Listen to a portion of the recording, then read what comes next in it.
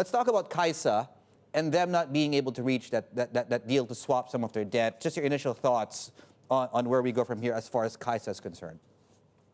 Okay, so we already rate Kaisa at the corporate family rating at single B just 2-3 years ago when we assigned the weighting. I think that's back in 2019. And currently, our rating is as CA at the corporate family level, and the bond rating is as single C, which is the lowest rating level in our rating spectrum. So that means that there is weak recovery prospect for the investors. Okay, and would you say it's accurate now with these developments that rating, albeit obviously very low in your ladder, might be at risk of getting lowered further? Well, we already rate is bond at the lowest level, so we cannot go lower. Understood. But understood. Yeah, okay. The recovery prospect is really weak. Okay, yeah, no, apologies for that. Yeah, I heard you just mention that. Okay, now we're looking at shares. We're down about 5% on Kaisa. We'll leave that here for now. You're out with a report basically on the property sector. Take us through your top 2-3 points on this. Okay, so Moody's has a negative outlook on the China property sector. And the negative outlook is mainly due to 2 reasons. First of all, we expect that the funding conditions will continue to be very challenging. So we have already seen a few defaults and a number of credit stress by rated developers. And investor sentiment is weak.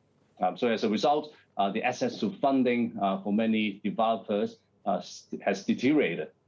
And then at the same time, we see a large amount of debt maturities coming up in the next 12 months. And that means that the refinancing risk and also liquidity risk will remain high. Second, we expect that the operating conditions will continue to be tough.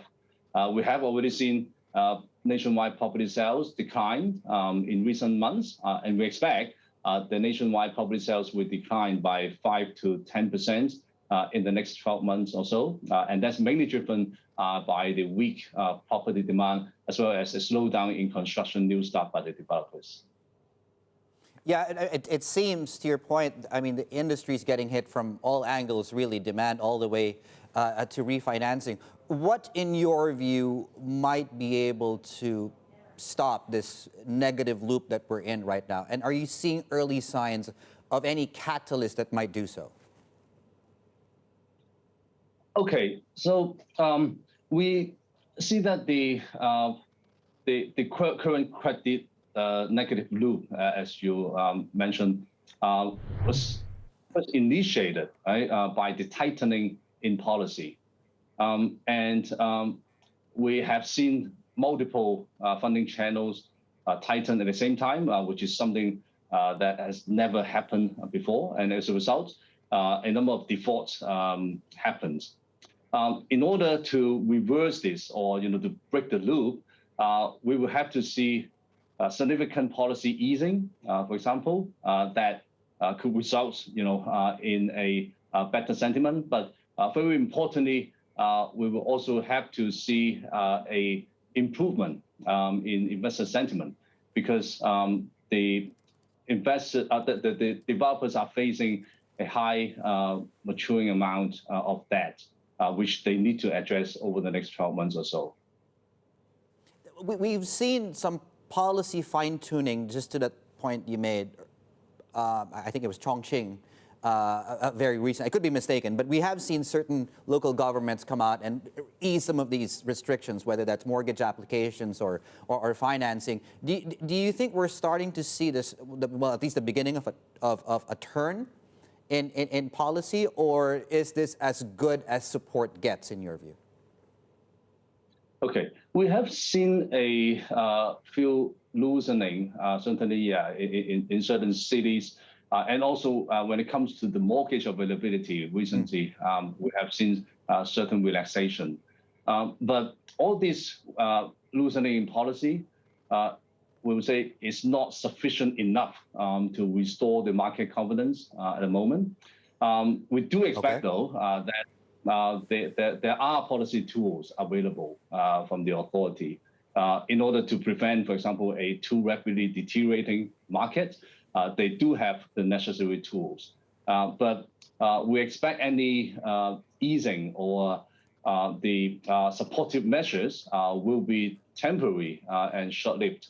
And that's because we see that there is a long-term policy objective to control the risks in the sector, and there is a greater tolerance for the authority to have a slower economic growth in China. So under this backdrop, any easing policies will be temporary and short-lived. Franco, final question to you. I mean, China's a big place, and obviously this report looks at the entire country. What happens in Xinjiang and Xinjiang doesn't really happen in places like Guizhou, Heilongjiang, and Guangdong. Is there any specific province or part of China where you see the most stress? And equally, the other side to that, any other part of the country where things might be a little bit better off next year? I think starting with the regions that are better off, the Greater Bay region and also the Yangtze River Delta region, the better economic zones for property demand.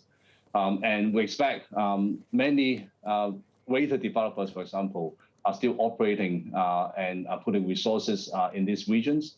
But on the other hand, there are certain regions, as you put it, that are of weaker property demand, and this are scattered, in different parts in the country. But for example, in the northeastern part and the western part of China, the property demand is not as strong as those stronger regions.